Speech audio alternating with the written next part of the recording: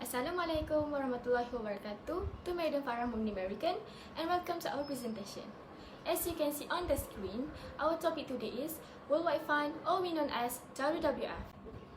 Before we start our presentation, I would like to introduce our group member. Start from me. Hello, my name is Nur Kisina Warisha Bettina Halim and my friends Rohidayatul Aina binti Ehraman, Suhaida binti Zakaria, Nur Fatiliana binti Ahmad and Siti Zulaika binti Idris. In our presentation, we will focus on introduction, leadership, decision making, challenges, solution, and social responsibility. Now, I'm going to talk about the introduction. Start from the background of WWF and their vision and mission. WWF established in 1961 by a group of passionate and committed to secure the funding necessary to protect places and species that were threatened by human development. WWF Malaysia was established in 1972 and being a part of the International Conservation Organization.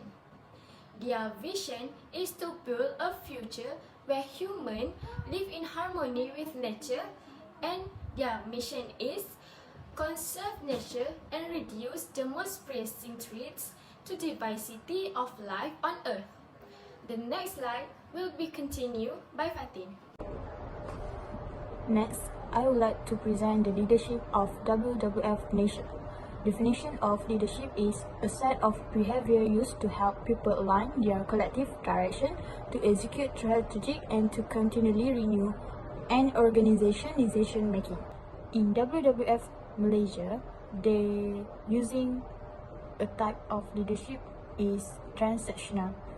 The transactional means approach occurs when a leader use positive or negative reinforcement to encourage them to complete tasks. This leadership focus on following predetermined procedure or routines. From the info that WWF Malaysia given, so we can know that they use transactional type of leadership on their organization.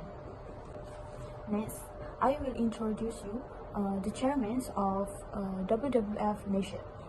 He is Tan Sri Abdul Wahid Omar, the chairman of WWF Malaysia for now. The leadership traits that Tan Sri Abdul Wahid Omar have is knowledgeable. He have in-depth knowledge of the industry, market and current trends. For example, he successfully lead 4 major organizations in infrastructure development, telecommunication, financial service and investment management. Next, Tan Sri Abdul Wahid Omar have education and experience as accountant and fellow members of the Association of Chartered Certified Accountant (ACCA) at United Kingdom. Tan Sri Abdul Wahid Omar also have leadership traits that responsibility. He honored to be entrusted with this add responsibility as chairman in WWF Malaysia.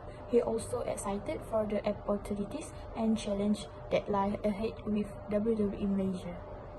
That's all for leadership at WWF Malaysia. Okay, thank you, Fatin.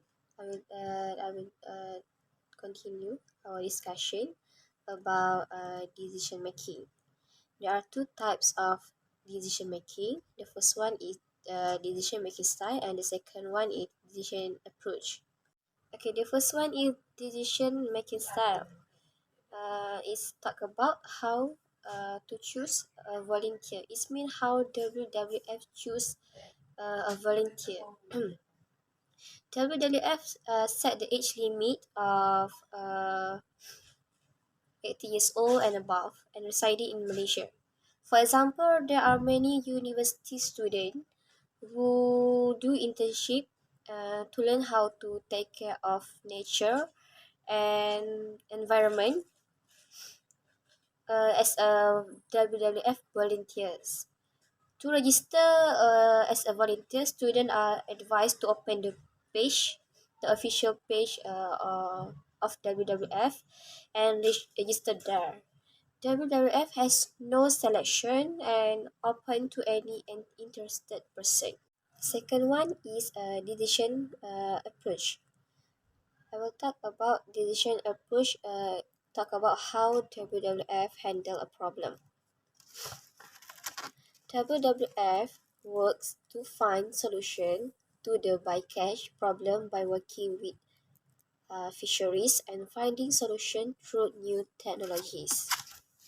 For example, 50 years ago, there were only 30 or 50 of these foxes left in Sweden.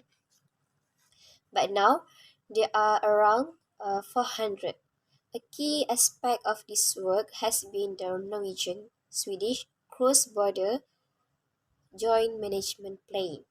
The habitat of the polar fox spans both countries and forces run back and forth over the border. The Arctic foxes we saw would probably not exist today if not for the collaborative conservation work done by WWF and Norwegian and Swedish authorities. That's all from me. I will pass this presentation to Aina. Thank you, Aida. To continue this group presentation, I will talk about WWF challenges. The challenges that WWF has faced: first, abuse of power. Second, the way to save data. First, abuse of power can be seen when WWF have power in the Global Forest Trade Network (GFTN), which has a mission to promote sustainable forestry by giving permission to logging companies to enjoy the benefit of association with WWF. However, this company do not take advantage of the opportunities available to them. This is because they still continue logging and trading log from illicit sources. Among the logging companies that are members of this scheme is the Holding Berhad. This company continue to carry out logging activities that have destroyed the rainforest on a large scale, about the size of 20 football fields in a day. This activity also disturbed the habitat of orangutan within the context of WWF on Hati Borneo project. The way to save the turtle is one of challenges to WWF because turtles are one of the protected wildlife under WWF. Turtles that on the verge of extinction are increasingly being hunted of groups, evenly irresponsible individuals. This will be happen when fishing activities that use illegal methods such as using bombing, poison, electric shock, and the use of fishing materials that can disturb marine life, not only turtle. Massive fishing method using tug throw can also make the turtle entangled in the throw. This will make turtle begin injured if they are entangled in the throw. The threat of turtle extinction also stems from the problem of the open sale of turtle eggs.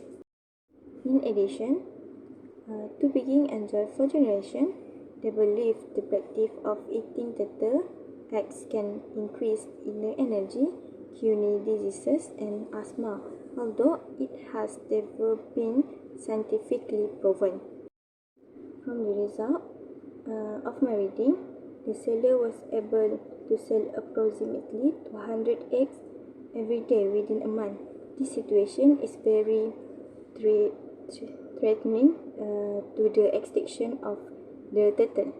Assalamualaikum. Hi, I'm Zulaika, and this time around, I will talk about the solutions that WWF has done for the land sector. WWF Malaysia welcomes the revision of the Forestry Ordinance and the approval of the Forestry Bill 2015, as it has several positive changes in enhancing effort to protect, conserve, and manage natural resources in Sarawak. The bill takes into account several environmental elements and current changing needs, and if fully implemented, it can help toward achieving sustainable forest management. ultimately certification.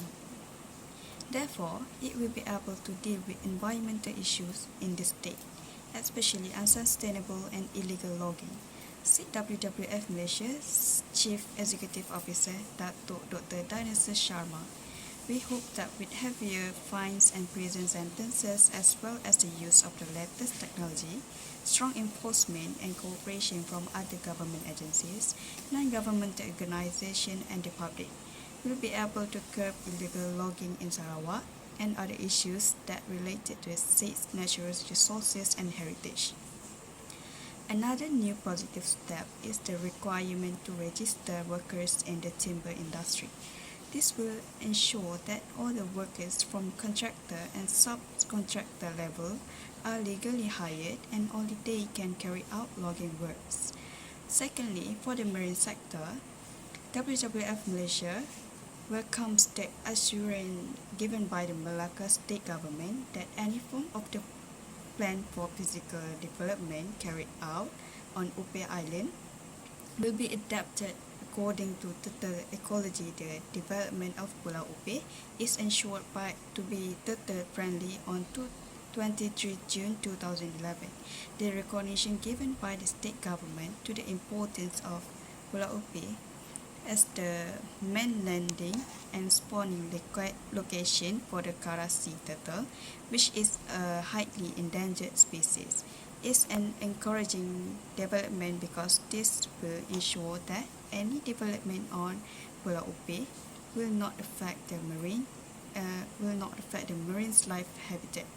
Pulau Upia also has potential as an attractive ecotourism destination. WWF is confident that the implementation of low-impact ecotourism industry, guided by a management plan, will reduce the threat and disturbance to the nesting turtles and make them a nature tourism asset for the long term. Corporate social responsibility is a form of self-regulation that reflects a business accountability and commitment to contribute to the well-being of local communities and society as a whole through a variety of social and environmental activities. For example, WWF has provided reading areas, an e-learning room, an archive room, and a research area in an effort to provide an engaging learning experience. The Knowledge Management Center in WWF Malaysia aim to impart and enhance conservation knowledge through relevant reading materials, online learning, and provision of space for public engagement and education.